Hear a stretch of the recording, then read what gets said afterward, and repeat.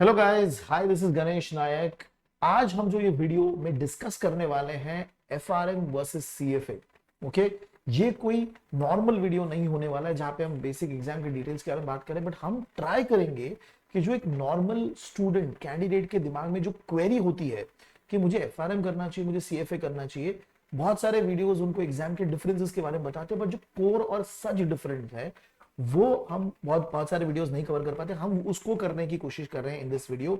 Again एक comment बताना and में, वीडियो के डिस्क्रिप्शन बॉक्स में भी कमेंट में भी आप बताइएगा कि आपको इस वीडियो ने हेल्प किया कि नहीं। अगेन कोशिश ये है कि हम सीएफए और एफआरएम का एक अच्छा व्यू आपको दे सके। ओके, इस पूरे वीडियो में हम क्या क्या डिस्कस करने वाले हैं। पहले तो हम एग्जाम के स्ट्रक्चर्स के बारे में बात करेंगे, बट अगेन हम नहीं बताएंगे एग्जाम कब हो रहा है, क्या लेवल पे है, वो नहीं। हम बात करने वाले हैं कि एज अ स्टूडेंट अगर आप तीनों लेवल देने वाले तो क्या क्या होने वाला है उसके अंदर। ओके, तो हम वो बात करेंगे। फिर मेजर डिफरेंस, ओके, जो ब्रॉडर डिफरेंसेस है between the CFA and FRM course, वो भी हम डिस्कस करेंगे। एंड लेवल वाइज डिफिकल्टी में क्या क्या है, जैसे एफआरएम लेवल और लेवल 2 में डिफिकल्टी कितनी चेंज हो जाती है, सीएफए लेवल 1, लेवल 2 और लेवल 3 में डिफिकल्टी कैसे चेंज हो जाती है। एंड फाइनली जब आप डिसीजन लो कि मैं एफआरएम करना चाहता हूं, मैं सीएफए करना चाहता हूं, तो एक इंडियन स्टूडेंट जो है वो किस तरीके से सोचता है और उसके दिमाग में क्या क्या क्वेरीज आ सकती है। सैलरीज और अपॉर्चुनिटीज के बारे में हम आपको एक व्यू देना चाहते थे, तो हमने उसका भी एक सेक्शन रखा है। एंड बहुत ज्यादा इंपॉर्टेंट है, लास्ट तक वीडियो को देखना, लास्ट तक वीडियो को देखना कि कॉमन मिसकंसेप्शंस क्या क्या है जो लोगों बच्चों के दिमागों में है, स्टूडेंट्स के दिमाग में है, वो हम डिस्कस करेंगे। And also final thoughts on both the certification. Okay, so introduction start करते हैं वीडियो का। ओके, यहाँ पे हम सीएफए और एफआरएम का एक ब्रीफ दे देंगे आपको। देखो, सीएफए जो है वो एक सीएफए इंस्टीट्यूट है जो यूएस में है, वो एग्जाम कंडक्ट करता है, करेक्ट। और ब्रॉडर जो उनका करिकुलम का फोकस है, जो बहुत सारे बच्चों को कंफ्यूजन होता है, उनको लगता है कि सीएफए करेंगे तो हम कहीं भी फाइनेंस में जा सकते हैं। ये सही है, लेकिन जब आप पढ़ाई कर रहे हो सीएफए की, तो उसका जो ब्रॉडर फोकस है वो investment analysis, investment management, to a certain extent wealth management, portfolio management and ethics पे है। एथिक्स क्यों? बिकॉज जब आप इन्वेस्टमेंट मैनेजमेंट फर्म में काम करते हो, एक प्रोफेशनल बन के काम करते हो, आप बहुत सारे लोगों का पैसा मैनेज करने वाले हो। तो जब आप बहुत सारे लोगों का पैसा मैनेज करोगे तो आपको एथिकली बिहेव करना पड़ेगा। इसीलिए वो आपको एथिक्स हर एक लेवल में सिखाने की कोशिश करते हैं। ओके, बट ब्रॉडली जैसे मैं आपको बता रहा हूँ, फोकस क्या है सीएफए का, कि investment management industry, wealth management industry और इन्वेस्टमेंट एनालिसिस, ये आपको बहुत ज्यादा अच्छे से वो सिखाता है। 3 लेवल है एग्जाम के, बहुत सारे बच्चों को तो ऑलरेडी पता होगा कि इतने वीडियोस अवेलेबल है यूट्यूब पे, तो 3 लेवल तो है, राइट। बट अगर आपको इस एग्जाम को क्लियर करना है, ओके, तो आपको क्या क्या फ्लेवर पता होना चाहिए, राइट। तो इन्वेस्टमेंट मैनेजमेंट का तो बेसिक पता होना चाहिए, plus equity as a product आपको पता होना चाहिए, fixed income as a product आपको पता होना चाहिए, और कॉर्पोरेट फाइनेंस, एक कंपनी का ओवरऑल फाइनेंस कैसे वर्क होता है, ये सब चीजें सीएफए आपको बहुत अच्छे से तीनों लेवल में कवर करवा देगा। ओके, ब्रॉडली ये है आपका सीएफए का एक क्विक इंट्रोडक्शन। एफआरएम की जब हम बात करें तो कौन कंडक्ट कर रहा है? गार्प उसको कंडक्ट करता है। अब एफआरएम का जो फोकस है, अगर आप उसका नाम भी पढ़ो, फाइनेंशियल रिस्क मैनेजर, तो रिस्क मैनेजमेंट के अंदर बहुत सारे ऐसे रिस्क है जो फाइनेंशियल रिस्क ड्राइव करते हैं, बहुत सारे ऐसे रिस्क है जो नॉन फाइनेंशियल रिस्क ड्राइव करते हैं, जिसमें इंपैक्ट हुआ लेकिन आप उसको क्वांटिफाई नहीं कर सकते। फॉर एग्जाम्पल, आपके अगेंस्ट किसी ने सोशल मीडिया पे एक पोस्ट डाल दिया, तो सेल्स पे कितना इंपैक्ट होगा उसका कोई डायरेक्ट रेलेवेंट इंफॉर्मेशन पता करना बहुत डिफिकल्ट है, वो नॉन फाइनेंशियल रिस्क हो गया। तो कंपनीज प्राइमरली सबसे पहले जब रिस्क मैनेजमेंट को देखती है, वो फोकस करती है कि फाइनेंशियल रिस्क कितना है, कितना मेरा डॉलर को इंपैक्ट होगा। वो रिस्क के लिए ये सर्टिफिकेशन बहुत सही है। ओके, इस सर्टिफिकेशन में अगर आप करते हो तो आपको क्या क्या चीजें पता चलती है कि फाइनेंशियल इंपैक्ट होने जैसा, ओके, एक कंपनी को फाइनेंशियल जो इंपैक्ट होने वाला है, उसमें जब मार्केट रिस्क से हो सकता है, क्रेडिट रिस्क से हो सकता है, ऑपरेशन रिस्क से हो सकता है, लिक्विडिटी रिस्क से हो सकता है, ये जो ब्रॉडर रिस्क मैनेजमेंट रिस्क के पैरामीटर्स है, उस पे फोकस है। ओके, तो आपको रिस्क मैनेजमेंट अच्छे से सिखा देंगे। ओके, क्वांट का भी एंगल है। ये बच्चे जो है ना, यहाँ पे बच्चे को थोड़ा कंफ्यूज हो जाते हैं। देखिए, एफआरएम जो है ना, वो थोड़ा सा आपको क्वांट साइड भी लेके जाता है।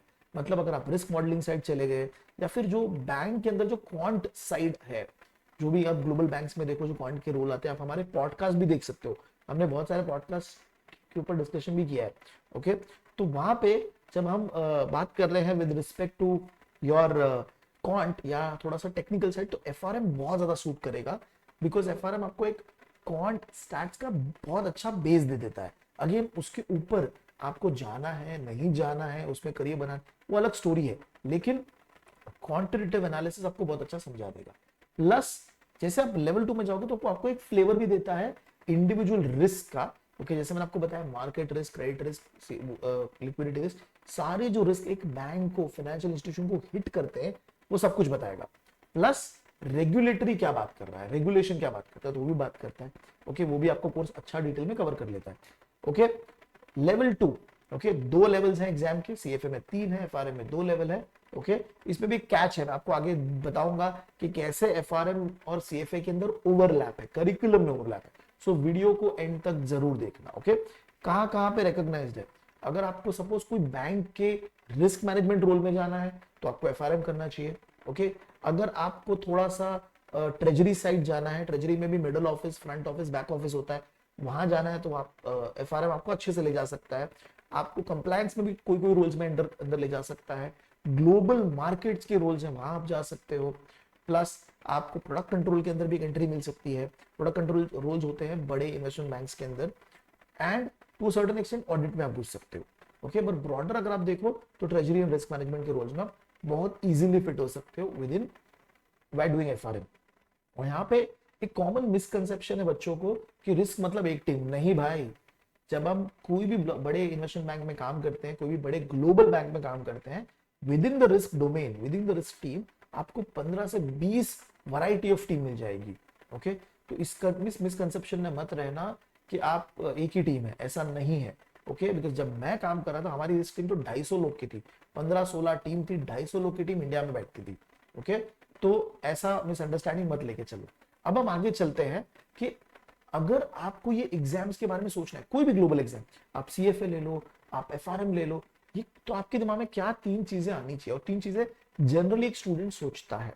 ओके, तो पहला जो है ना वो टाइम कमिटमेंट। ओके, तो हमेशा बच्चे सोचते हैं ज्वाइन करने से पहले कि अरे मेरा करियर क्या बन जाएगा, या मुझे यहाँ जॉब लग जाएगी, वो सब तो होगा, बट आप ये भी हमेशा ध्यान रखिए कि इस सर्टिफिकेशन को करने के लिए मुझे ओवरऑल कितना टाइम कमिटमेंट देना पड़ेगा। ओके, अगर मैं सीएफए को देखूं तो 3 लेवल है तो ज्यादा टाइम कमिटमेंट लगता है। रफली आपके 3 इयर्स इन्वॉल्व हो जाएंगे in doing the preparation for CFA. Okay, अगर आप एफआरएम देखते हो तो 2 साल। देखो, आप इसको फास्ट भी कर सकते हो, लेकिन मैं आपको एक ब्रॉडर, एक कंजर्वेटिव आंसर दे रहा हूं कि 2 साल तो जाएंगे। ओके, और हर एक लेवल पे, ओके, सीएफए के हर एक लेवल पे कम से कम आपको 300 से 500 घंटे का एक रेंज में आपको बता रहा हूँ। कम से कम 300 घंटे में भी हो जाता है, बहुत लोगों का हो जाता है। लेकिन अगर आप कॉलेज स्टूडेंट हो, थोड़ा सा कंपटीशन आप अच्छे से प्रिपेयर करना चाहते हो, तो आप थोड़ा ज्यादा टाइम दोगे, 500 घंटे आपको लग जाएंगे एक एक लेवल के लिए। ओके, अगेन एफआरएम 300 से 400 घंटों का कमिटमेंट है। तो कोई भी ग्लोबल एग्जाम लो जिसमें ये सीएफए एफआरएम आते हैं, तो आपको टाइम कमिटमेंट देना ही पड़ेगा। ओके, और ये बहुत बड़ा मिसकंसेप्शन होता है लोगों को, स्पेशली वर्किंग के बच्चों को, कि मैं वीकेंड में पढ़ लूंगा। भाई ऐसा नहीं है। ओके, आपको वीकेंड तो पढ़ना ही है, बट आपको वीकडे भी पढ़ना है।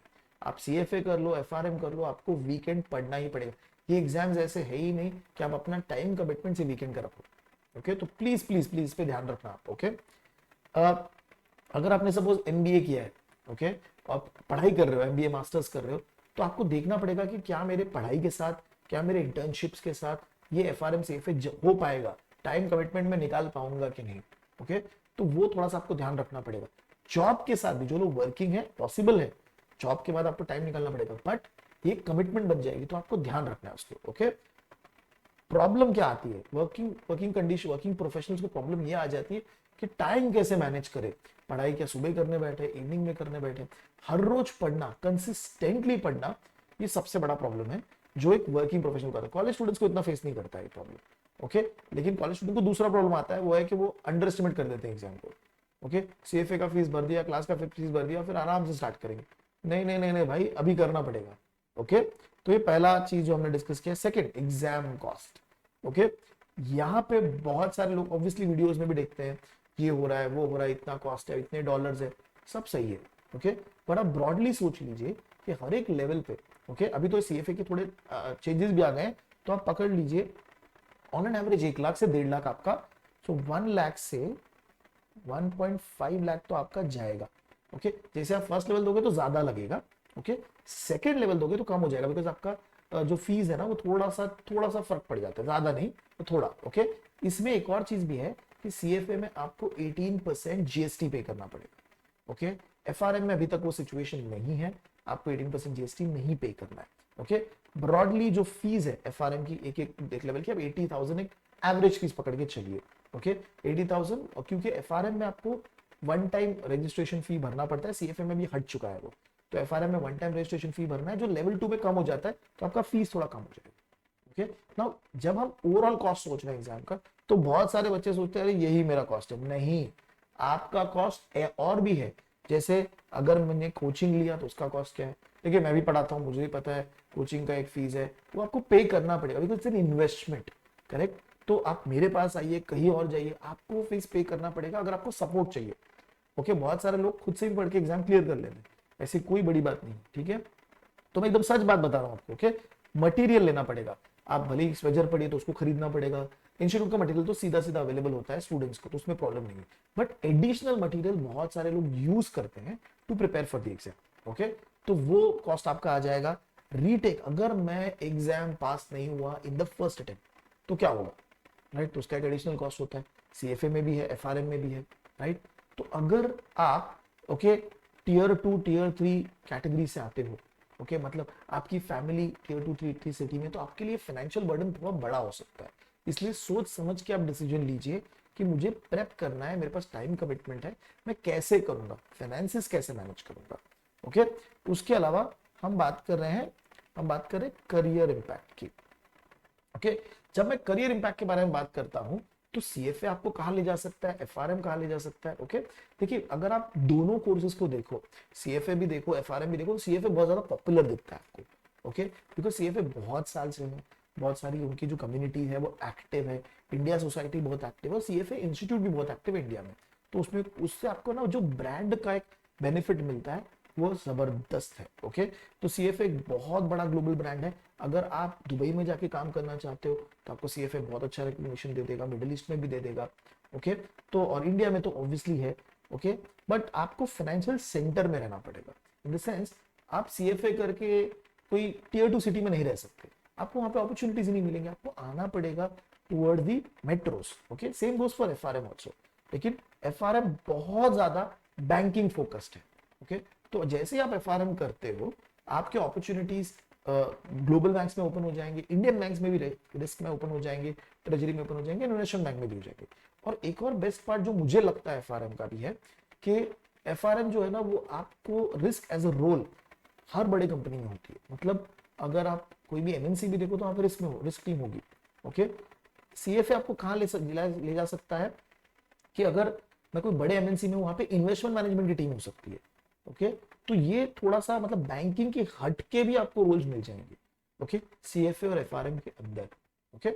अगेन स्ट्रॉन्ग डिमांड है, दोनों कोर्सेज बहुत अच्छे हैं, लेकिन पॉपुलैरिटी वाइज विल फाइंड कि CFA is slightly more popular, और ये इसमें कोई गलत नहीं है, ये आप सारे बच्चों को पता ही है ये चीज, ओके। नाउ जब हम सिलेबस की बात करें तो मैं इसको कवर करने की कोशिश कर रहा हूँ, ओके।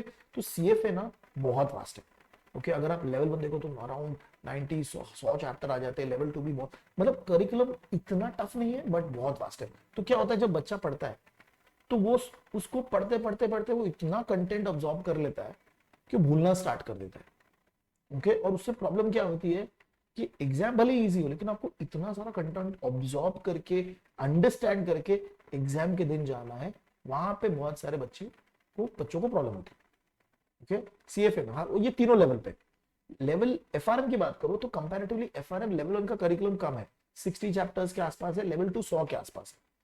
तो लेवल 1 में कंटेंट थोड़ा सा कम है, ओके, लेकिन एग्जाम थोड़ी ट्रिकी आते हैं, ओके, क्वेश्चन थोड़े ट्रिकी आते हैं, ओके।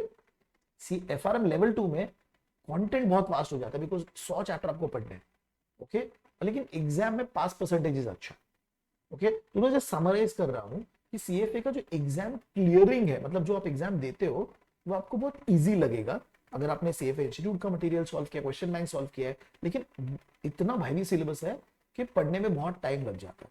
एफआरएम का सिलेबस कंपैरेटिवली छोटा है और लेवल्स भी कम है, तो पढ़ाई करते वक्त आपकी चीजें जल्दी हो सकती है, ओके, लेकिन एग्जाम जो आता है वो थोड़ा टफ आता है, ओके, और ये नेचर है एग्जाम का, तो इसमें कुछ किया नहीं जा सकता, बट आपको अपनी जर्नी स्टार्ट करने से पहले पता होना चाहिए, ओके, जब आप डिसीजन ले रहे हैं। ओके, अब आते हैं एग्जाम स्ट्रक्चर के ऊपर। ओके, अब हमको पता है कि 3 लेवल्स हैं, ओके, सीएफए के 3 लेवल हैं, राइट, लेकिन क्या वो कवर करने की कोशिश करता है? देखो, जब मैं अगर इस तीनों एग्जाम को एक साथ देखूं, ओके, तो तीनों लेवल 1 जो है ना, वो थोड़ा सा इजी है। ओके, इसलिए आपको दिखेगा कि बहुत सारे लोगों ने लेवल 1 क्लियर कर लिया है और वो मार्केट में है, ऑलरेडी काम कर रहे हैं। लेवल 2 जो है डिसाइडिंग फैक्टर है। ओके, यहाँ पे आपको है ना, आपका एग्जाम का पैटर्न चेंज हो जाता है, डिफिकल्टी लेवल बढ़ जाती है। ओके, सो लेवल 1 में अगर मैं कॉलेज का स्टूडेंट हूँ, ओके, या वर्किंग प्रोफेशनल हूँ, मेरे पास कोई एक्सपीरियंस है, कॉलेज का स्टूडेंट भी हूँ, तो क्या होगा कि मैं ना पढ़ के, थोड़ा बहुत स्पेसिफिक चीजें पढ़ के एग्जाम क्लियर कर सकता हूँ। लेकिन जैसे मैं लेवल 2 में आता हूँ, क्या होता है कि आपका एग्जाम का एमसीक्यू स्ट्रक्चर है, लेकिन अभी केसलेट्स आते हैं, विनेट्स बोलते हैं उसको। तो केसलेट बन गया तो आपको पूरा केसलेट पढ़ना पड़ेगा और आंसर देना पड़ेगा। ओके, यहाँ पे ट्रिक मैं आपको बताता हूँ कि मेक श्योर करिए कि सीएफए इंस्टीट्यूट के क्वेश्चंस को बाय डिफॉल्ट सॉल्व करिएगा, क्योंकि सीएफए के इंस्टीट्यूट के क्वेश्चंस बहुत अच्छे हैं, बहुत बड़े हैं, तो आप इतना डिफिकल्ट लेवल पे कर लेते हो कि एग्जाम बहुत इजी लगता है। ओके, सो वैल्यूएशन का जो अंडरस्टैंडिंग चाहिए ना, वो आपको एक्चुअली लेवल 2 में आता है, इसलिए वो ग्रिल वहां करते हैं। तो level 2 is kind of filtering. Okay, तो जो लोग एक्चुअली अच्छे बच्चे हैं, जो लोग पढ़ाई अच्छा कर रहे हैं, उनका अंडरस्टैंडिंग क्लियर है, वही लेवल 2 क्लियर कर पाते हैं और वही लेवल 3 पे पहुंचते हैं। इसलिए बहुत सारे बच्चे जो सीएफए जर्नी स्टार्ट करते हैं, वो लेवल 2 क्लियर ही नहीं कर पाते। ओके, क्योंकि थोड़ा सा टफ बनाया गया उसको एज अ फिल्टरिंग। ओके, तो एग्जाम का स्टाइल भी चेंज होता है। लेवल 1 में सिर्फ एमसीक्यू है, बेसिक एमसीक्यू। लेवल 2 में विनियट्स, केस स्टडी टाइप्स एमसीक्यू है। लेवल 3 में एमसीक्यू प्लस ऐसे है। ओके, तो ये चीजें जो है ना, ये थोड़ा सा स्टाइल भी चेंज हो रहा है एग्जाम का। ओके, और थोड़ा सा डिफिकल्टी लेवल, लेवल 3 जो है ना, वो बहुत ज्यादा अलग है, क्योंकि वो आपको थोड़ा इन्वेस्टमेंट मैनेजमेंट एरिया में ले जाता है। वो आपको एक, आपका थॉट प्रोसेस चेक करवाता है कि अगर मैं किसी का पैसा मैनेज करूंगा तो मेरा दिमाग कैसे चलना चाहिए। ओके, ब्रॉडली 300 से 500 घंटे आपको हर लेवल देने ही पड़ेंगे, ये आप पकड़ के ही चलो। ओके, तो 3 लेवल है। फर्स्ट लेवल बेसिक है, वैल्यूएशन के डिटेल में चला जाता है लेवल 2, और थर्ड लेवल जो है ना, वो आपको थॉटफुलनेस बनाता है कि अगर एक फंड मैनेजर हूं मैं, एक रिस्क मैनेजर हूं, तो कैसे सोचूंगा। ओके, तो ये आपका सीएफए का ब्रॉडर है। एग्जाम का प्लान्स मैंने आपको बता दिया, एमसीक्यू, आइटम सेट मतलब विनियट्स, और ऐसे ये स्ट्रक्चर में मूव होता रहता है। ओके, एक और चीज जो अच्छी की है सीएफए इंस्टीट्यूट ने, कि उन्होंने प्रैक्टिकल पाथवे डाला है। ओके, तो लेवल 3 में क्या होता है कि आपके कुछ सब्जेक्ट्स कॉमन है और उन्होंने 3 पाथवेज ऐड कर दिए हैं। ओके, एक प्राइवेट मार्केट का है, राइट, तो ये पोर्टफोलियो मैनेजमेंट है। तो क्या होता है कि हर बच्चा सेम एग्जाम नहीं दे रहा। ओके, तो बेसिक चैप्टर सबके सेम है, लेकिन जो 3 पाथवे बनाए हैं, आप उसमें से चूज कर सकते हो। और आप, क्योंकि शायद मुझे उसमें करियर बनाना है, मुझे पोर्टफोलियो मैनेजमेंट में करियर बनाना है, तो मैं उसका पाथवे लेके, पोर्टफोलियो मैनेजमेंट का पाथवे लेके वहां से आगे बढ़ सकता हूं, तो आपके एग्जाम्स चेंज होते हैं।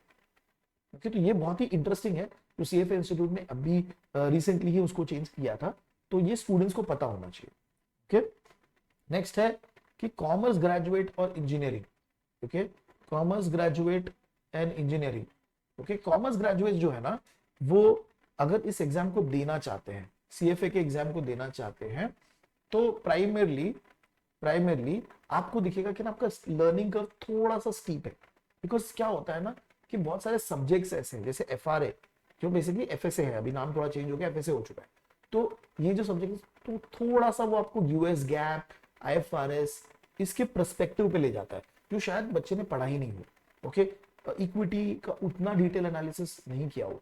तो क्या होता है ना, अगर आप कॉलेज स्टूडेंट हो, स्पेशली कॉमर्स ग्रेजुएट हो, तो जैसे बीएफएम आपने किया है, तो थर्ड ईयर में आपको वो सब चीजें आने लगती है जो आप सीएफए करिकुलम में पढ़ोगे।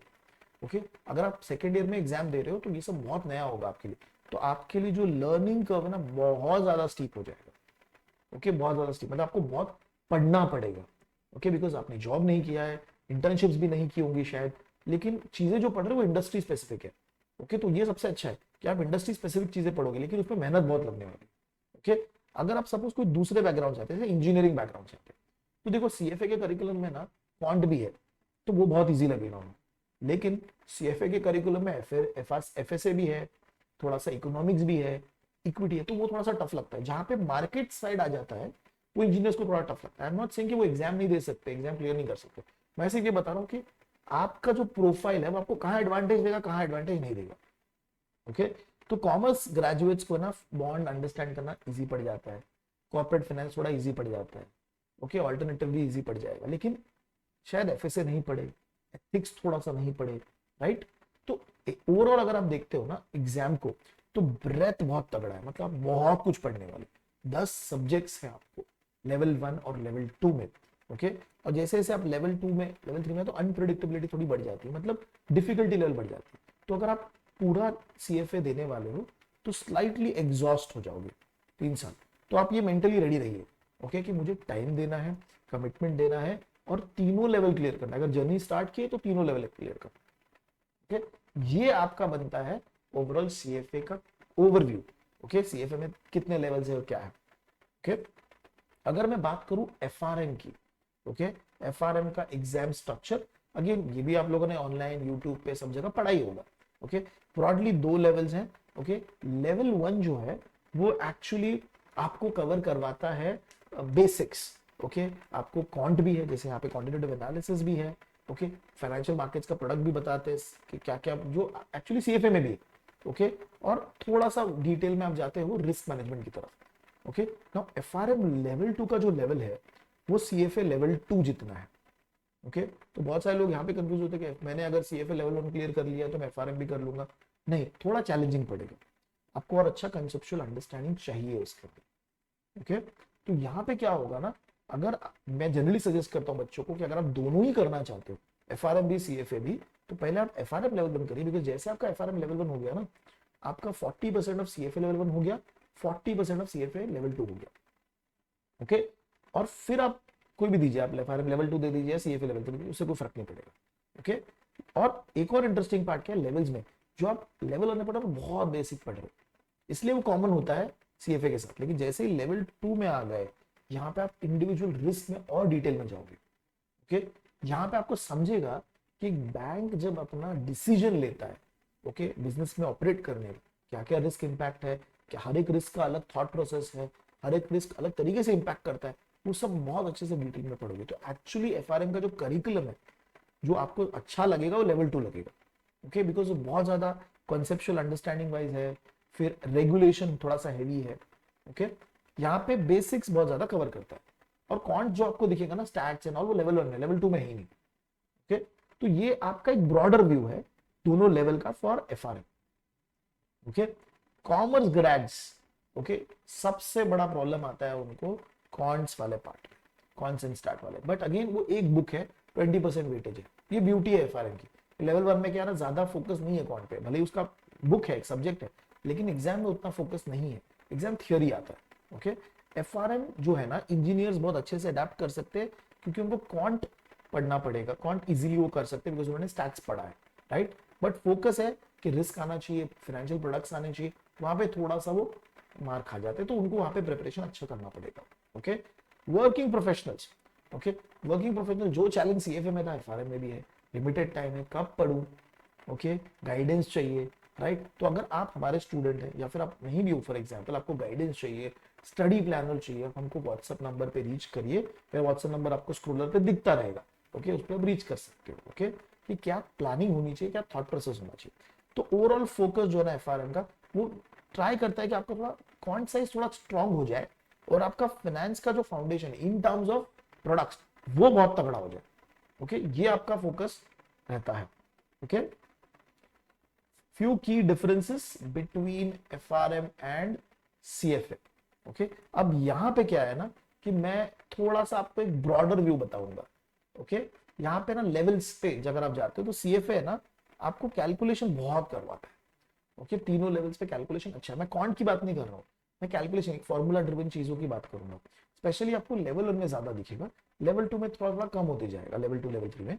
तो वहां पे क्या ना, आपको फॉर्मूला प्लग इन, आपको फॉर्मूला पता होना चाहिए, यूजेज पता होना चाहिए, आप सीधा कर सकते हो, ओके। तो CFA is more structured in the exam perspective, okay, okay. Number आपको क्रंचिंग थोड़ा सा ज्यादा करना पड़ेगा सीएफए में, ओके, क्योंकि यहाँ पे आपको डीसीएफ आ जाएगा, बॉन्ड वाईटीएम स्वैप सब कुछ, ये एफआरएम में भी है, लेकिन जब आप एग्जाम में जाते हो ना तो उसका लेवल थोड़ा कम हो जाता है। वो लोग ज्यादा टेस्ट करते हैं जजमेंट पे, टेस्ट करते हैं अंडरस्टैंडिंग पे, कि अगर मैं एक रिस्क मैनेजर हूं तो मैं कैसे डिसीजन लूंगा। तो आप क्वेश्चंस भी देखोगे ना दोनों एग्जाम्स के, तो सीएफए के जो क्वेश्चंस आते हैं ना वो थोड़े से इजी आते हैं, in the sense one liner question हो सकते हैं, स्ट्रेट फॉरवर्ड, अगर आपने पढ़ा है तो आप सीधा पिक कर सकते हो। एफआरएम में ऐसा नहीं होगा, वो लोग एक सिनेरियो देने की कोशिश करेंगे आपको, हर क्वेश्चन में सिनेरियो नहीं होगा ऑब्वियसली, बट वो लोग क्या करने की कोशिश करेंगे कि आपको एक छोटा 3 लाइन सिनेरियो बना देंगे कि ऐसा ऐसा कुछ हुआ है, आप सीआरओ तो आप क्या करोगे। तो ज्यादा सिनेरियो ड्रिवन फोकस है एग्जाम का। Case study, short case study, I am not talking बड़े बड़े case, short case study focus है। ओके, और जनरली वो लोग क्या टेस्ट करने की कोशिश करते हैं कि अरे अगर आप एक रिस्क कैलकुलेट कर रहे थे तो कैसे करोगे, उसमें इसका इम्पैक्ट क्या आएगा। ओके, अगर आप स्ट्रेस टेस्टिंग कर रहे हो तो उसका इम्पैक्ट क्या आएगा। ओके, आप सीआरओ, आपने देखा कि स्ट्रेस टेस्टिंग हो रही कंपनी के अंदर, ये 3 चीजें वो लोग नहीं ले रहे, अरे इससे क्या प्रॉब्लम आएगी। तो ये चीजें वो लोग थोड़ा टेस्ट करने की कोशिश करते हैं। ओके, तो ये आपको पता होना चाहिए। जब आप सीएफए में जाते हो तो बहुत ज्यादा बुक का ही कंटेंट सीधा सीधा आने के चांसेस है। ओके, लेकिन एफआरएम में थोड़ा सा रीजनिंग है, लेकिन हाँ वो आपको बहुत अच्छा बनाएगा जब आप इंडस्ट्री में जाओगे, बिकॉज आपका रीजनिंग बहुत स्ट्रांग हो जाएगा, आपका एनालिटिकल एबिलिटी बढ़ जाएगी। ओके, सीएफए में लेवल 2 लेवल 3 में वो सब calculation part, plug and play part कम हो जाता है और अंडरस्टैंडिंग और वो पार्ट बढ़ जाता है। ओके, तो ये आपको ध्यान रखना चाहिए as a student. Level wise difficulty, okay, now generally okay level wise में भी ना जो इनिशियली बच्चों को फर्स्ट लेवल स्टार्ट करते वक्त टाइम लगता है because of the huge size, तो टाइम प्रेशर होता है। ओके, बहुत ज्यादा सिलेबस है। ओके, जैसे लेवल 2 में आते हैं ना तो डिफिकल्टी बढ़ती है, इसके लिए प्रेशर बढ़ता है। ओके, मतलब आप सॉल्व करो आपको आंसर नहीं आ रहा है, क्योंकि जिस जो आपने लेवल 1 देखे आप लेवल 2 में जा रहे हो ना उसका लेवल थोड़ा फास्ट बढ़ चुका है। ओके, जो एक्सपेक्टेशन है एग्जाम का वो फास्ट बढ़ चुका है। ओके, तो यहाँ पे क्या हो रहा है ना कि आपके ऊपर प्रेशर वहां से बिल्ड होता है कि मुझे कम टाइम में जल्द चीजें खत्म करनी है। ओके, और डिफिकल्ट होने के से आपके आंसर शायद राइट नहीं हो फास्ट फर्स्ट इसमें। ओके, और सिलेबस तो वाइड है ही है। ओके, लेवल 2 तक तो वाइड है सीएफए का। ओके, नेक्स्ट यहाँ पे जैसे मैं आपको बताया कि कैलकुलेशन का फोकस है, तो वो लोग ज्यादा ड्रिल करेंगे आपको फॉर्मूलाज के ऊपर, ज्यादा ड्रिल करेंगे कि आपको नंबर्स थोड़ा पता है इधर उधर, राइट। तो अगेन टेस्टिंग होती है, ऐसा नहीं है कि कॉन्सेप्चुअल टेस्टिंग नहीं कर रहे, वो भी होता है, लेकिन फॉर्मूला ज्यादा दिखेंगे आपको सीएफए के करिकुलम के अंदर। एग्जाम में वो टेस्ट करे नहीं करे वो थोड़ा सा चेंज होता रहता है। ओके, तो drills on the formula, calculator का स्पीड भी आपका अच्छा खासा होना चाहिए in the exam. Okay, FRM थोड़ा सा अलग है।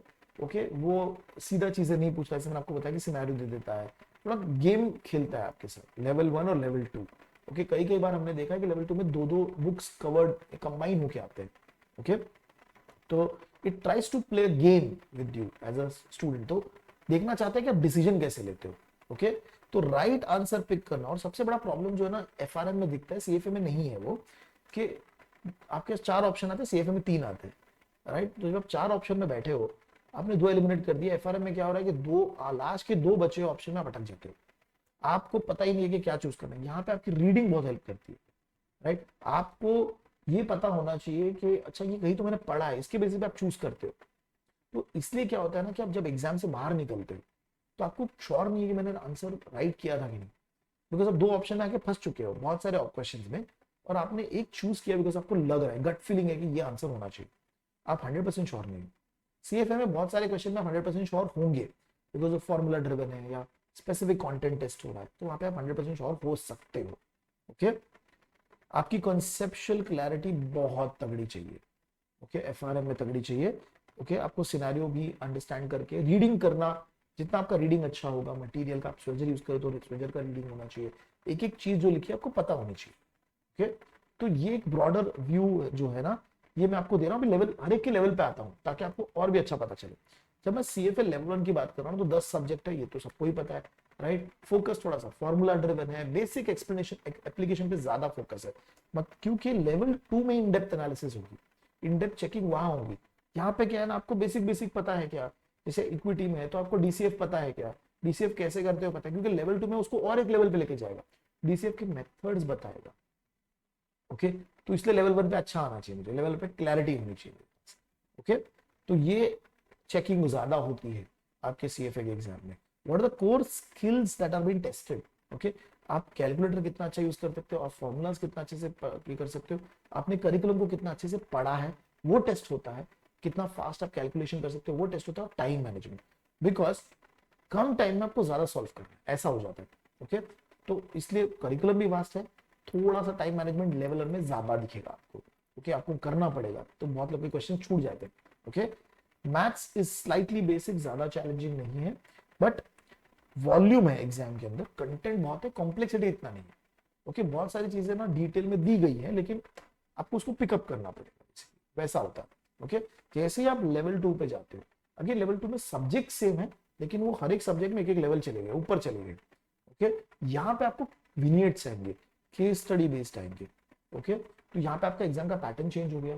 ओके, यहाँ पे आपको पूरा विनियट या केस स्टडी पढ़ना पड़ेगा, फिर आपको हर एक क्वेश्चन सॉल्व करना पड़ेगा, तो आपका एनालिटिकल एबिलिटी बहुत तगड़ी होनी चाहिए। ओके, आपको रीजनिंग क्वेश्चन के अंदर, लेकिन जनरली क्वेश्चन इतना टफ नहीं आते, मतलब केस के अंदर पढ़ के आप पिकअप कर सकते हो। ओके, रीजनिंग स्किल रिक्वायर्ड है, पर इतने हाई लेवल की नहीं है। ओके, लेकिन यहाँ पे क्या होता है ना, बच्चे जो आके फंसते हैं, ओके, लेवल 1 में भी फंसते हैं, लेकिन यहाँ पे जो है ना, वो एफएसए में ज्यादा फंसते हैं, क्योंकि बहुत ही डिटेल में लेके चला जाता है। ओके, फिर इक्विटी जो सब्जेक्ट है उसमें जो गॉर्डन ग्रोथ मॉडल ये सब जो आता है, वो बहुत ज्यादा डिटेल हेल्प, मतलब आपको बहुत ज्यादा वास्ट लगेगा, तो यार इतना कैलकुलेशन करना है। फिर डेरिवेटिव्स जो है करिकुलम, वो भी अच्छा खासा आपको कवर करवाता है। लेवल 3 में भी डेरिवेटिव्स है, लेकिन लेवल 2 में आपको ब्लैक शोल्स और ये सब में अंदर लेके जाएगा, तो आप थोड़ा सा वो चैलेंजिंग फेस कर सकते हो। ओके, अगर आपका बैकग्राउंड नहीं है तो। ओके, अगर आप इन्वेस्टमेंट बैंक में काम करते हो, रिस्क में काम करते हो, ट्रेजरी में, तो आप पिकअप कर लोगे। ओके, एथिक्स जो है ना, जो बहुत सारे बच्चों को लेवल 1 लेवल 2 में फेल करवाता है। करिकुलम सेम ही है एथिक्स का, लेकिन वो टेस्ट करता है कि कुछ हुआ है, कोई सिनेरियो हुआ है, कोई इंसिडेंट हुआ है, अब आप डिसाइड कर रहे हो कि इसमें ब्रीच हुआ है कि नहीं, जो प्रिंसिपल है, ओके, वो ब्रीच हुआ है कि नहीं हुआ।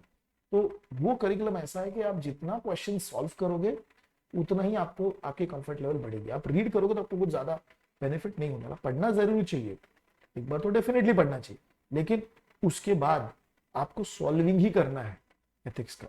ओके, तो ये ध्यान में रखना लेवल 1 लेवल 2 पे। ओके, लेवल 3 जो है ना, सारा का सारा फोकस है इन्वेस्टमेंट मैनेजमेंट, पोर्टफोलियो, और आप एथिकली कैसे काम करते हो इन द मार्केट। तो एग्जाम में आपको एमसीक्यू भी मिलेगा और एसए स्टाइल क्वेश्चंस भी मिलेंगे।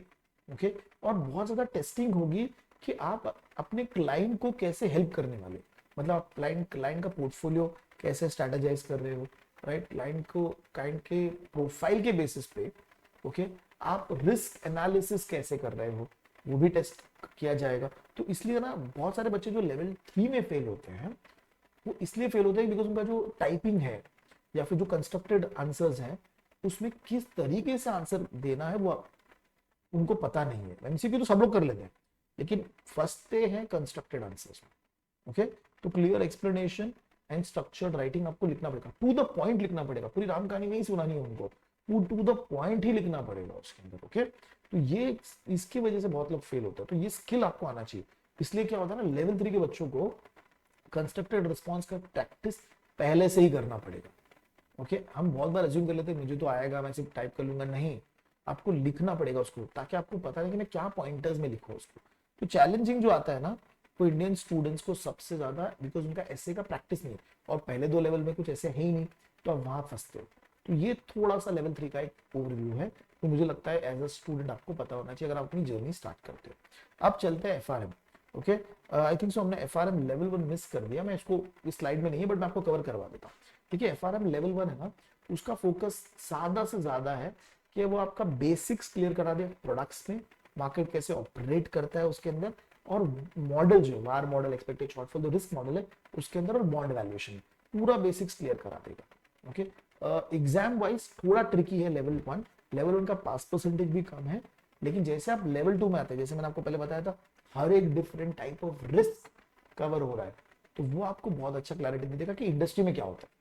और इसके बाद आप एक डिसीजन भी ले सकते हो कि मेरा इंटरेस्ट क्रेडिट रिस्क में ज्यादा है, तो मैं वहां जाना चाहता हूँ, मैं लिक्विडिटी रिस्क में जाना चाहता हूँ, तो ये एक अच्छा आइडिया दे देता है।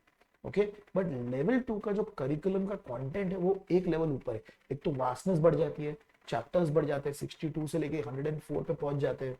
सेकंड, हर साल लेवल 2 कुछ ना कुछ चेंज होता है, तो वो भी एक कॉम्प्लेक्सिटी आती है। प्लस आपका जो कंटेंट का लेवल है, डिफिकल्टी लेवल थोड़ा बढ़ता है, तो मोर एप्लीकेशन साइड चले जाते हैं। रियल वर्ल्ड मल्टीपल रिस्क जो आप फेस करते हो इन रियल वर्ल्ड, उसका इंटीग्रेशन किस तरीके से होगा वो आप देख लेते हो, राइट। तो कंसेप्चुअल क्लैरिटी और प्रैक्टिकली कैसे होने वाला वो थोड़ा ज्यादा लगता है। ओके, इसका मतलब ये नहीं है कि अगर आप कॉलेज स्टूडेंट हो या आपके वर्क एक्सपीरियंस में तो आप एग्जाम नहीं क्लियर कर सकते, ऐसा नहीं है। ओके, बट आपका थॉट प्रोसेस माइंडसेट थोड़ा चेंज होना चाहिए। ओके, नेक्स्ट इज आपको ना टर्म्स पता होने चाहिए बहुत अच्छे से, क्या क्या टर्म्स यूज हो रहे हैं, उसका मतलब क्या है, राइट। तो चैलेंज जनरली यहाँ पे आता है कि एग्जाम में क्वेश्चन छोटे हो सकते हैं लेकिन थोड़े सिनेरियो ड्रिवन और 2-3 रिस्क को कंबाइन करके भी दिया जा सकता है। Okay, but best part FRM level 2 का ये है कि आपका पास परसेंटेज बहुत अच्छा हो जाता है, बढ़ जाता है अराउंड 55% या उसके ऊपर ही रहता है। तो जनरली लेवल गार मुझे लगता है कि लेवल 1 में ही फिल्टर कर लेता है कि अगर आप अच्छे स्टूडेंट हो तो आप लेवल 1 क्रॉस कर लोगे तो लेवल 2 भी मोरलेस क्रॉस कर लोगे। अगर आपने पढ़ाई नहीं की, आप सीरियस नहीं हो तो लेवल 1 ही नहीं क्लियर कर पाओगे। ओके, ये एक थोड़ा सा बाइफर्केशन मुझे लगता है होता है। ओके, सो ये एक जेन्युइन ओवरव्यू है सीएफए और एफआरएम का। आई नो कि जनरली लोग बात करते हैं कि ये है वो है, मैं थोड़ा सा प्रॉपर व्यू देने की कोशिश कर रहा हूँ। ये एक समरी है। ओके, वाइड कवरेज है, फोकस्ड टॉपिक्स मिलेंगे आपको, ज्यादा स्पेसिफिक टॉपिक्स पे फोकस रहेगा इन दी करिकुलम। ओके, यहाँ पे आप सब चीज पढ़ोगे।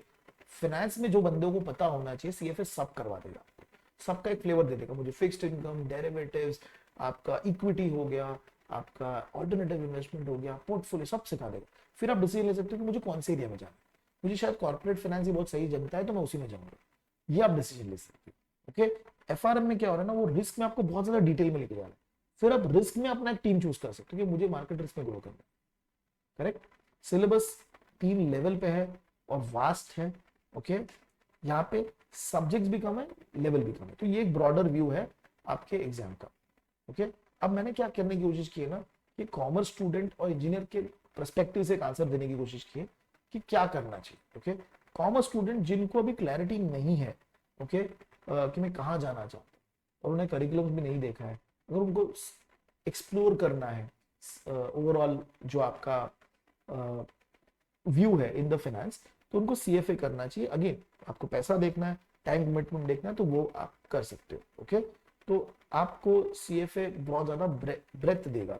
एमबीए करके आए जो बच्चे हैं वो लोग सीएफए भी कर सकते हैं, एफआरएम भी कर सकते हैं। एफआरएम तब करना चाहिए उनको क्लैरिटी है थोड़ी सी कि मुझे कहाँ जाना है। ओके, तो वॉल्यूम बहुत ज्यादा है। ओके, और एफआरएम अगर आप कॉमर्स ग्रेड हो तो अगर आप एफआरएम भी करते हो तो थोड़ा सा आपको क्वांट इंप्रूव हो जाएगा, आपका अच्छा हो जाएगा।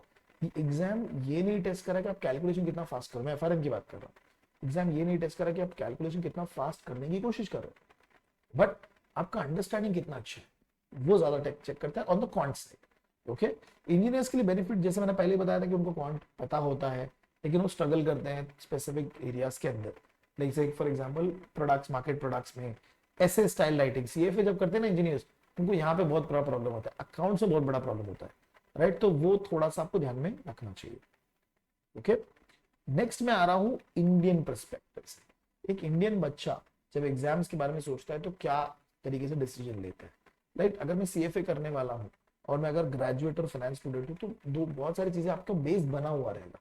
आपको अकाउंटिंग पता होगा, right, 3 golden rules of accounting सबको तो पता ही होगा, राइट। इकोनॉमिक्स आपने कहीं ना कहीं पढ़ा है, कॉर्पोरेट फाइनेंस का कुछ कुछ आपको आइडिया है, मैं नहीं बोला कि आप एक्सपर्ट हो लेकिन एक आइडिया है।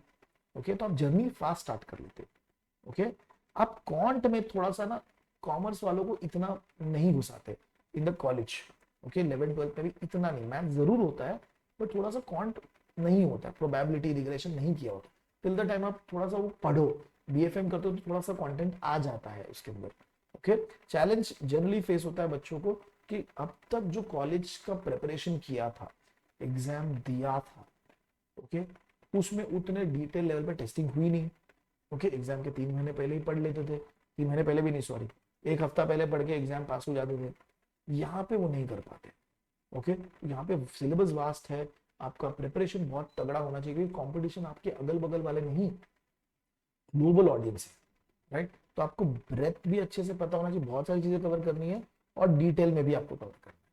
तो आप भले एफआरएम सीएफए दो, ओके, आपका ये माइंडसेट होना चाहिए कि कॉलेज का एग्जाम नहीं है। ओके, मुझे सीरियसली पढ़ना पड़ेगा और कम से कम 6 से 7 8 महीने तो आपको पढ़ना ही पड़ेगा दिस एग्जाम। तो अंडर एस्टिमेट तो बिल्कुल ही मत करिएगा अगर आप कॉमर्स के स्टूडेंट हो या फिर आप ग्रेजुएट कर चुके हो और अब ये जॉब ढूंढ रहे हो। ओके, तो बिल्कुल अंडर एस्टिमेट मत करिएगा इस एग्जाम, कोई भी सीएफए एफआरएम को। ओके, अगर आप इंजीनियर हो तो बहुत सारे लोग इंजीनियरिंग करके बहुत गैप हो चुका होता है, ओके, तो क्वांट सेक्शन उनको अच्छा लगता है, पकड़ लेते हैं वो लोग, राइट। लेकिन लेकिन अगर आपका गैप बहुत ज्यादा बढ़ चुका है तो एज अ मेंटर मैं आपको बताने की कोशिश करना चाहता हूँ कि आप स्टिल अपना बेसिक्स ऑफ क्वांट अच्छा कर लीजिए, प्रोबेबिलिटी हो गया, नंबर्स का कॉन्सेप्ट हो गया, रिग्रेशन हो गया, वो थोड़ा सा अच्छा कर लो, ओके। और एफएसए अकाउंट जो है ना, जो इंजीनियर्स को जनरली प्रॉब्लम करता है, ये बहुत बड़ा कोई पहाड़ नहीं है, ओके। अगर आप डेडिकेटेडली पढ़ोगे तो आप भी समझ जाओगे। अगेन सीएफए आपको एक अकाउंटेंट नहीं बनाना चाहता, आपको बेसिक पता होना चाहिए, उसके बाद आप उसको बिल्ड कर सकते हो, उसके बाद आप पास तो एग्जाम हो जाओगे उसके ऊपर, ओके। लेकिन आपका इंटरेस्ट अगर और ज्यादा डिटेल में जाता है इन दिस साइड, तो balance sheet analysis, income statement, cash flow, सब थोड़ा सा आपको करना चाहिए मेरे हिसाब से, ओके। लेवल 3 में जो बहुत सारे इंजीनियर्स को प्रॉब्लम मैंने जो देखा है कि कोडिंग करते हैं लोग, तो वो लोग बहुत ज्यादा अलग तरीके से कोड करते हैं, जो वहां पे लिखना है, जो आपको ऐसे टाइप क्वेश्चन लिखना है, वहां पे वो बहुत ज्यादा प्रॉब्लम फेस करते हैं, स्पेशली इंजीनियर्स, क्योंकि जिस तरीके से वो लिखी जा रही है कंटेंट और जिस तरीके से एग्जाम में टेस्टिंग हो रही है, बहुत अलग है, ओके। तो वो आपके क्लैरिटी होनी ही चाहिए फॉर योर प्रिपरेशन, ओके। तो ये इंजीनियर्स और नॉन फाइनेंस स्टूडेंट के परस्पेक्टिव से, ओके। अगर आप एक एमबीए स्टूडेंट, मतलब अपने दोनों 2 साल आप प्रेप कर रहे हो या एमबीए में एंटर करने वाले हो, तो आपको सोचना ये है, देखिए आपके पास अपॉर्चुनिटी तो है, वो कॉलेज स्टूडेंट्स के पास भी है कि मैं पढ़ रहा हूँ तभी मैं खत्म करूँ, तो सबसे बेस्ट होता है, ओके। अगर आप इंजीनियरिंग पढ़ रहे हो कर रहे हो तो बेस्ट है, कॉमर्स ग्रेजुएट हो पढ़ रहे हो तो भी बेस्ट है, एमबीए में पढ़ रहे हो तो भी बेस्ट है। लेकिन आपका जो इंटर्नशिप आएगा, आपका जो प्लेसमेंट आएगा, आपके जो प्रोजेक्ट्स आएंगे, ये सब भी साइड बाय साइड चलने वाले, तो आपको तो ध्यान में रखना है कि क्या मेरे पास टाइम है, ओके, तो वो देख लीजिए, ओके। नहीं तो एटलीस्ट आप ये भी कर सकते हो कि सीएफए एफआरएम का एक एक लेवल कर लो, ओके, ताकि आपके पास टाइम, मतलब आप उस पढ़ाई के साथ जो कर रहे हो ना, वो टाइम यूटिलाइज कर पाओ, ओके। तो ये हो सकता है सीएफए में जो है ना, आप ये एक्चुअली एक और चीज भी जो हेल्प करती है ना एमबीए स्टूडेंट्स को, कि उनके प्लेसमेंट में ना, अगर आप पढ़ते हो ना सीएफए एफआरएम का करिकुलम, तो प्लेसमेंट में भी बहुत हेल्प करता है, ओके। बट प्लेसमेंट के टाइम के साथ वो क्लैश हो सकता है, कि अगर प्लेसमेंट का सीजन जब चल रहा है, सपोज नवंबर के आसपास आप नेक्स्ट ईयर के लिए प्लेस होने वाले हो और अभी पढ़ एग्जाम प्लेसमेंट सीजन में बैठ रहे हो, एग्जाम भी नवंबर में है, तो वो क्लैश हो सकता है, तो वो ध्यान में रखना, ओके। तो उस चक्कर में क्या होता है ना, बहुत सारे स्टूडेंट को लगता है अरे नहीं करना है करके, बट आपको सच बताओ, जब आप ग्रेजुएशन मतलब एमबीए करके निकलोगे, बी स्कूल करके कंप्लीट करके निकलोगे, मार्केट में आपकी वैल्यू बढ़ जाती है जब आप एफआरएम या सीएफए कुछ करके निकलते हो, तो ध्यान में रखिएगा कि डिफरेंशिएशन करने में बहुत हेल्प करता है, okay. Working professionals, no working professionals specially जो मैंने देखा है कि बिग फोर में जो काम कर रहे हैं या फिर इंडियन पब्लिक सेक्टर बैंक्स में काम कर रहे हैं, उनको बहुत ही लॉन्ग वर्किंग आवर्स होते हैं। अब उससे प्रॉब्लम ये हो जाता है कि उनको टाइम ही नहीं मिल पाता, या तो टाइम नहीं मिल रहा है या फिर वो एकदम ही एग्जॉस्ट हो रहे हैं, तो पढ़ाई करने के लिए बहुत ज्यादा डिफिकल्ट हो जाता है, तो it's very hard for them to concentrate करना, कम्यूट में टाइम निकालना पड़ता है, सुबह मॉर्निंग में टाइम निकालना पड़ता है, और वर्क लाइफ बैलेंस करना बहुत टफ है। तो उनके लिए they have to make sure कि उनके पास एक प्रॉपर प्रॉपर प्लान अवेलेबल हो, तभी उनको एंटर करना चाहिए ऐसे कोई भी ग्लोबल सर्टिफिकेशन के अंदर, ओके। मेक श्योर करना चाहिए कि apart from commute, apart from office, जो भी उनका पर्सनल टाइम है, उसमें इस एग्जाम के प्रिपरेशन को वो किस तरीके से फिट करेंगे, बिकॉज कम्यूट और ऑफिस में टाइम में जो भी मिल गया that is bonus for them, okay. और इसके लिए ये अगर वो चैलेंज को मैनेज कर पाते हैं, तो एग्जाम क्लियर करना बहुत ही इजी है, बहुत ही पॉसिबल है, ओके। हम आगे बढ़ते हैं। नेक्स्ट जो बात करने वाला हूँ सैलरीज एंड अपॉर्चुनिटीज के बारे में, कि अगर आप सीएफए करते हो तो क्या अपॉर्चुनिटीज है इन द मार्केट, एफआरएम करते हो तो क्या अपॉर्चुनिटीज है इन द मार्केट, ओके। यहाँ पे रिकग्निशन, ओके, तो जनरली ये दोनों जो सर्टिफिकेशंस है, ये आपको investment banks, okay, asset management, investment banks मतलब बैंक्स भी आगे, इसके अंदर ग्लोबल बैंक्स भी आगे, asset management, okay, big four companies, okay, and core corporate finance role, ये तो ज्यादा आपको सीएफए ले जा पाएगा, ओके। और mutual fund companies, actually asset management companies and mutual fund companies are almost same, but हम लोग जब एसेट मैनेजमेंट बोल रहे हैं, इसमें इन्वेस्टमेंट मैनेजमेंट भी आ गया ब्रॉडर, ओके। तो यहाँ पे आपको अपॉर्चुनिटीज ज्यादा ओपन हो जाएंगी, ओके, अगर आप कोई भी ग्लोबल सर्टिफिकेशन करते हो तो, बिकॉज देखिए एसेट मैनेजमेंट फर्म के अंदर जहां पे ज्यादा आपको सीएफए दिखेगा, वहां पे भी रिस्क की टीम बैठती है, ओके। आप अगर बिग फोर्स देखते हैं, वहां पे भी रिस्क कंसल्टिंग की टीम बैठती है, जहां पे आपको एफआरएम हेल्प करेगा, ओके। और सीएफए तो ब्रॉडली सारी चीजों को कवर करता ही है, तो ये सारे लोकेशन में सीएफए भी आपको बाय डिफॉल्ट हेल्प करेगा ही करेगा, ओके। अब अपार्ट फ्रॉम द एरिया और सेक्शन, अगर मैं रिज्यूम इम्पैक्ट को देखो, जब आप लिखते हो अपने सीवी के अंदर ओके कि मेरा सीएफए लेवल 1 हो चुका है, लेवल 2 हो चुका है, बाय डिफॉल्ट आपका सीवी शॉर्टलिस्ट होना स्टार्ट होता है।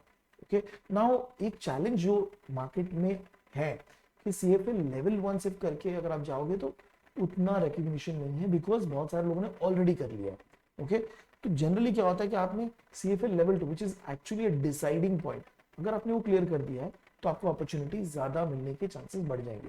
बिकॉज अब क्या हो रहा है इंडस्ट्री में, मार्केट में जॉब जब निकल रहे हैं, तो पहले ऐसा होता था कि लोग सिर्फ सीए प्रेफर करते थे, एमबीए।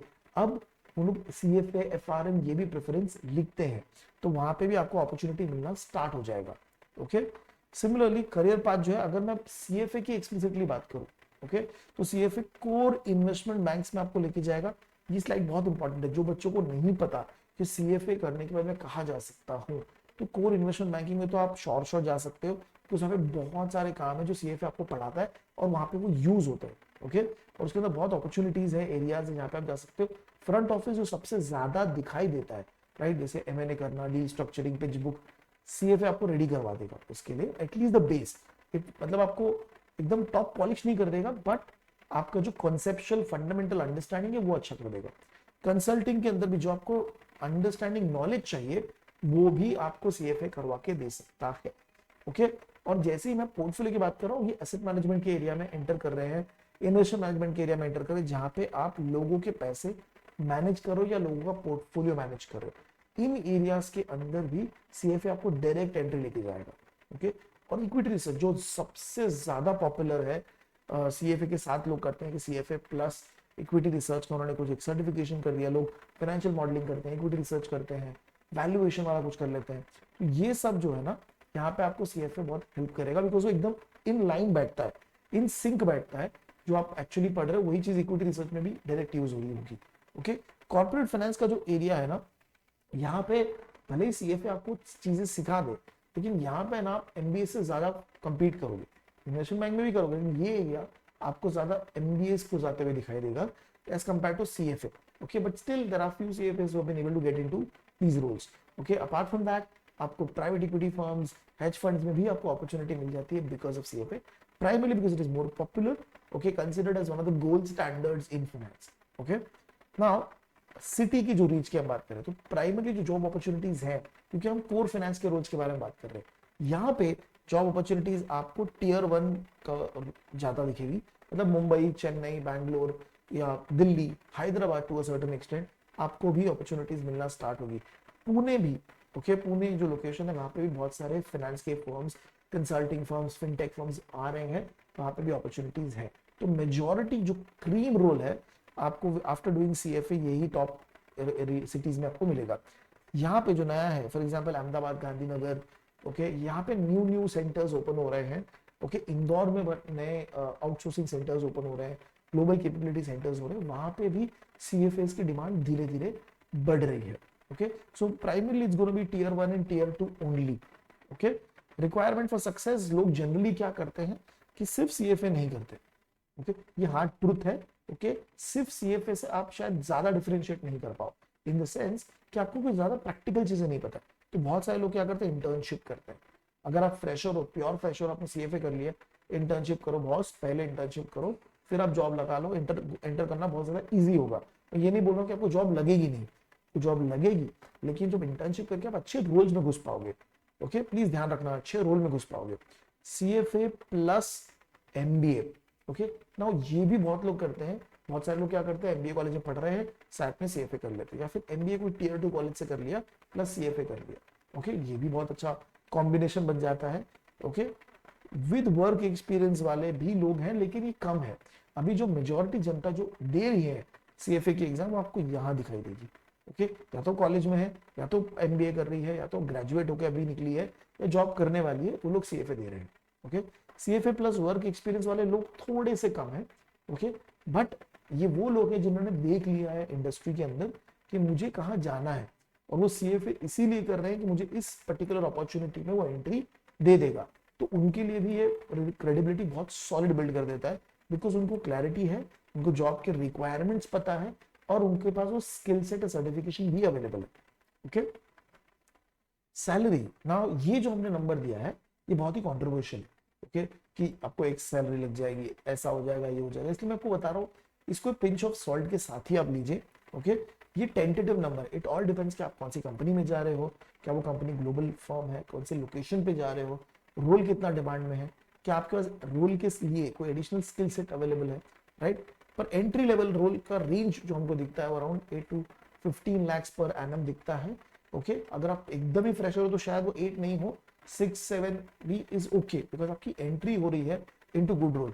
लॉट ऑफ स्टूडेंट्स जो मैंने देखा है वो सोचते हैं कि मुझे एक्स सैलरी लग जाएगी, मेरी स्टार्टिंग सैलरी तो 10 लाख होनी चाहिए। भाई ऐसा मत सोचो, आपको ये सोचना है कि मैं अच्छे रोल में कैसे घुस जाऊं, क्या एक मैं ऐसे टीम के साथ बैठूंगा जहां पे जो मेरे आसपास बैठेंगे लोग वो टॉप 20 स्कूल के बच्चे होंगे, ओके, तो मेरा लर्निंग भी उतना ही फास्ट होगा, मेरी जो ग्रोथ होगी वो बहुत फास्ट होगी। तो आपको रोल देखना चाहिए, कंपनी देखनी चाहिए, और फिर आपका ग्रोथ डेफिनेटली होगा। देखो लॉजिकल बात है, अगर आप कोई अच्छे नीश रोल में हो जिसकी रिक्वायरमेंट अच्छी है, जहां पे आपका आपका लर्निंग बहुत तगड़ा हो चुका है, ओके, कंपनी को आपको पैसे देने ही होंगे, ओके। नहीं तो ऐसे नहीं हो सकता है कि आपके अगल बगल में सब बहुत अच्छा कमा रहे हैं और आप अकेले ही टीम में बैठे और नहीं कमा रहे, पॉसिबल ही नहीं है, राइट। तो इसीलिए मेरा एडवाइस होगा कॉलेज फ्रेशर्स को कि अगर आप ये CFA सब कर रहे हो, पैसा वैसा देखो डेफिनेटली, बट स्टार्टिंग में आप अच्छे रोल में घुसो। एक बार आप अच्छे रोल में घुस जाते हो ना तो ये 20-30 लाख बहुत नॉर्मल हो जाएगा, ओके। मिड करियर लेवल 4-5-6 साल के बाद आप बहुत अच्छा सैलरी कमांड कर सकते हो इन द मार्केट, और सीनियर लेवल पे तो आपको apart from the salary opportunity जो ओपन हो जाएगी ना वो बहुत तगड़ी हो जाएगी, ओके। तो उसके ऊपर ज्यादा ध्यान देना, इसलिए entry into the core roles is what you should focus on, okay. अब हम बात करते हैं FRM के रिकॉग्निशन की। FRM का जो पूरा कोर्स है ना, प्राइमरली बैंकिंग फाइनेंशियल वाला ज्यादा है, तो आपको दिखेगा कि बैंक्स में, ट्रेजरी की रोल्स में, रिस्क मैनेजमेंट में, क्रेडिट रिलेटेड रोल में, credit analysis, credit related roles, compliance related roles, यहाँ पे आपको ज्यादा अपॉर्चुनिटी दिखेगी कि FRM को बहुत ज्यादा यूज किया जा रहा है, FRM के लोग आपको ज्यादा दिखेंगे। कंसल्टिंग में भी है, बट कंसल्टिंग में भी रिस्क कंसल्टिंग एक्सप्लिसिटली आपको दिखाई देगा, ओके। अब रोल्स आपको क्या टारगेट करने चाहिए, ओके। तो मैंने जब देखा है कि मार्केट के अंदर जब लोग एंटर करते हैं, अगर आपका कोई भी बैकग्राउंड नहीं है, ओके, कोई जॉब भी नहीं है, तो आप शायद ऑपरेशन रिस्क में पहले एंटर कर सकते हो थोड़ा एक्सपीरियंस लेके, एंड देन कोर एरिया जैसे क्रेडिट एंड मार्केट जहाँ पे थोड़ा सा आपको टूल्स भी आना चाहिए, इन द सेंस पाइथन आ गया, अल्ट्रिक्स आ गया, पावर BI आ गया, SQL आ गया। अगर ये सब थोड़ा बहुत टूल आता है तो क्रेडिट और मार्केट रिस्क के रोल्स में बहुत इजीली एंटर कर पाओगे। जो नया एक सेगमेंट ओपन हो रहा है जहाँ पे हमको दिख रहा है कि FRM के रोल्स बढ़ रहे हैं, वो है Basel related reporting, regulatory reporting वाले रोल्स और स्ट्रेस टेस्टिंग वाले रोल्स। स्ट्रेस टेस्टिंग अब बहुत सारे बैंक्स में, बहुत सारे कंपनीज में एक मैंडेटरी चीजें बन रही है, तो वहां पे भी FRM को हायर किया जाता है क्योंकि वो पढ़ के आते हैं इसके बारे में, इसका बेस उनको बहुत ज्यादा क्लियर होता है, ओके। सिटी रीच सबसे स्ट्रांग है ऑब्वियसली टीयर 1 जो मैंने आपको बताया, ओके। तो FRM का ज्यादा जॉब अपॉर्चुनिटीज आपको टीयर 1 में दिखेगा, टीयर 2 में बहुत ही लिमिटेड है, ओके। इतनी अपॉर्चुनिटीज आपको नहीं मिलेंगी, तो आप पकड़ के चलिए कि टॉप मेट्रोज में ही आपको अपॉर्चुनिटीज ओपन होंगी with FRM, okay. Because risk का फंक्शन कोई भी बड़े ऑर्गेनाइजेशन के हेड ऑफिस में ही होता है या फिर एकदम नीश लोकेशंस में ही वो लोग रखते हैं, ओके। तो आपको सिटी रीच थोड़ा सा आपके लिए लिमिटेड हो जाएगा, बट यस अगर आप बॉम्बे में हो, पुणे में हो, तो आप very close to financial market हो, तो आपको अपॉर्चुनिटीज बहुत इजीली मिल जाएंगी, ओके। करियर अलाइनमेंट ना, बहुत सारे लोग सोचते हैं कि क्या रिस्क ही मेरे को FRM नहीं करना है बिकॉज वो बहुत नीश है रिस्क, ये गलत है, that understanding is wrong. Why? क्योंकि क्या होता है, इंडस्ट्री इसको कैसे देखता है, इंडस्ट्री देखता है कि किसी ने बहुत डिफिकल्ट एग्जाम क्लियर किया है तो मैं उसको अपॉर्चुनिटी दूंगा, उसको काम दूंगा। तो इन्वेस्टमेंट बैंक में भी जाओगे तो FRM की रिकॉग्निशन बहुत है, क्योंकि उनकी पॉलिसीज में ही लिखा है बहुत जगह पे कि हम आपको ट्यूशन फी वेवर दे देंगे, राइट। जब आप अगर आप FRM या CFA करते हो तो बेस्ट ऑब्वियसली रिस्क है, फोकस्ड है। वाई? बिकॉज वो डिजाइन कोर्स उसके लिए हुआ, बट हाँ रिस्क के अलावा बहुत सारे एरियाज हैं जहाँ पे आप एंटर कर सकते हो। जैसे मेरे स्टूडेंट्स हैं जिनको मैंने देखा है कि उन्होंने ग्लोबल मार्केट्स के रोल में चले गए हैं, प्रोडक्ट कंट्रोल के रोल में चले गए हैं, कुछ तो अपने रिस्क की स्ट्रैटेजी वाले रोल में चले गए हैं, फिर प्रोजेक्ट मैनेजमेंट रोल्स में चले गए after doing FRM, okay. Risk and policy में चले गए, रिस्क एंड कंट्रोल में चले गए हैं, तो ब्रॉडर बन जाता है आपका scope with in risk also and आसपास वाले एरिया के साथ। बट अगर आपको इक्विटी रिसर्च में जाना है, वैल्यूएशन वाला बहुत ज्यादा कुछ करना है, कंपनी वैल्यूएशन रिलेटेड करना है, इन्वेस्टमेंट मैनेजमेंट करना है, तो आपके लिए FRM सही नहीं है, बिकॉज वो आपको चीजें सिखाएगा ही नहीं। ओके, तो आपको जाना चाहिए सीएफए की तरफ। ओके, सैलरी मैंने पर्पसली थोड़ा सा उसको नीचे रखा हुआ है, why, because CFA is more popular. Okay, तो आपके लिए अपॉर्चुनिटीज ओपन होती है बहुत ज्यादा।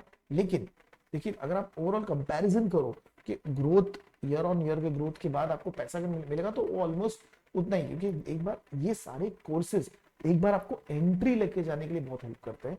उसके बाद सब कुछ आपकी मेहनत, आप कितना अंडरस्टैंड करते हो, कितना अच्छा रिलेशनशिप बनाते हो, और कितने अच्छे आप इनिशिएटिव्स लेते हो इन दी ऑर्गेनाइजेशन, वो भी मैटर करता है। सिर्फ आपके पास सीएफए है, सिर्फ आपके पास एफआरएम है, इसलिए मैं आपको ग्रोथ कराते जाऊंगा, ये नहीं होता, कहीं नहीं होता है। ओके, तो प्लीज ध्यान में रखिएगा। ओके, अब मैं आ रहा हूँ बहुत ही इंटरेस्टिंग सेक्शन पे, which is common misconception of students, okay, for each of the courses. So myth, सबसे पहला, if I do CFA I don't need FRM. देखो, ये जो क्वेश्चन है ना, इसका आंसर प्योरली डिपेंड करता है कि आप कौन से एरिया में जाना चाहते हो। ओके, क्योंकि देखो, सीएफए आपको पूरा ब्रॉडर फाइनेंस समझा देगा, एफआरएम आपको एकदम डीप में लेके जाएगा, रिस्क हो गया, ट्रेजरी, प्रोडक्ट वाला जो पार्ट है ना, उसमें डीप में लेके जाएगा। ओके, लेकिन बहुत सारे लोग सीएफए एफआरएम दोनों करते हैं, बिकॉज उनको लगता है कि इससे मेरा जो सीवी है ना बहुत ज्यादा स्ट्रॉन्ग बन रहा है, nothing specific to their job. Okay, but क्या होता है ना, मैं अगर सपोज इन्वेस्टमेंट मैनेजमेंट में भी हूँ, लेकिन मेरा अगर एक स्ट्रॉन्ग अंडरस्टैंडिंग है रिस्क का, तो मैं लोगों का पैसा बहुत अच्छे से मैनेज करता हूँ। ओके, तो इसीलिए लोग दोनों करने की कोशिश करते हैं। तो ऐसा कुछ नहीं कि आपने सीएफए कर तो एफआरएम करने की जरूरत नहीं है, एफआरएम कर तो सीएफए करने की जरूरत है, ऐसा नहीं है। It all depends upon what is your aspiration. Because देखो, अगर आप सीएफए देखते हो ना, वो रिस्क कवर करता है, लेकिन बहुत ही आर्टिफिशियली करता है। एफआरएम बहुत ज्यादा डिटेल में करता है। तो आइडियली दोनों कोर्सेज अलग अलग रीजन के लिए बनाए हैं। ओके, बट आप उसको कंबाइन कर सकते हो, डिपेंडिंग अपॉन कि आपको ब्रॉडर लॉन्ग टर्म व्यू क्या है आपका। बिकॉज अगर आप अपना प्रोफाइल बहुत स्ट्रॉन्ग करना चाहते हो, सपोज मैं एक टीयर टू बी स्कूल से पढ़ा हूँ, और मुझे compete करना है आईआईएम के साथ या कोई अच्छे इंस्टीट्यूट्स के साथ, बच्चों के साथ, तो मैं सीएफए प्लस एफआरएम अगर ऐड करता हूँ अपने सीवी में, तो मेरा सीवी बहुत अच्छा बन जाता है, स्ट्रॉन्ग बनता है। ओके, ये मेरा पर्सनल व्यू है।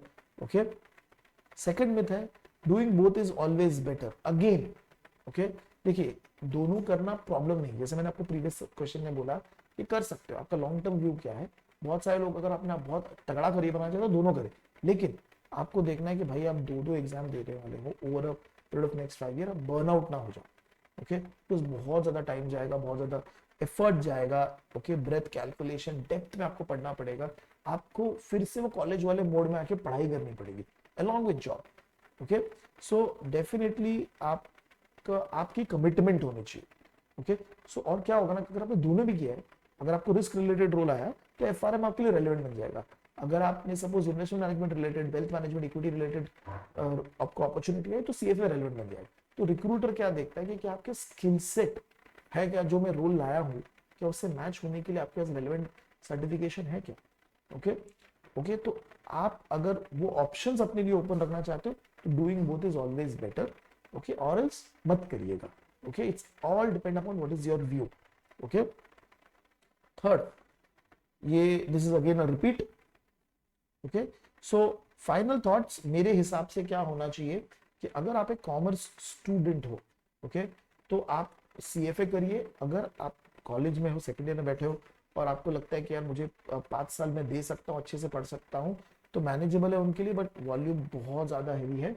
और अगर आप एफआरएम कर रहे हो, कोई इशू नहीं है, एफआरएम भी कर सकते हो, बिकॉज जरूरी नहीं कि हर किसी को सीएफए ही करना हो, एफआरएम भी कर सकते हो। लेकिन कौन सेक्शन जो है ना, वो थोड़ा सा आप मेंटली रेडी रहिए कि हाँ, मुझे थोड़ा सा एफर्ट मारना है, थोड़ा फाइट करना है, थोड़ा सा ब्रूटल हो सकता है, लेकिन I will give my best shot and will clear the exam.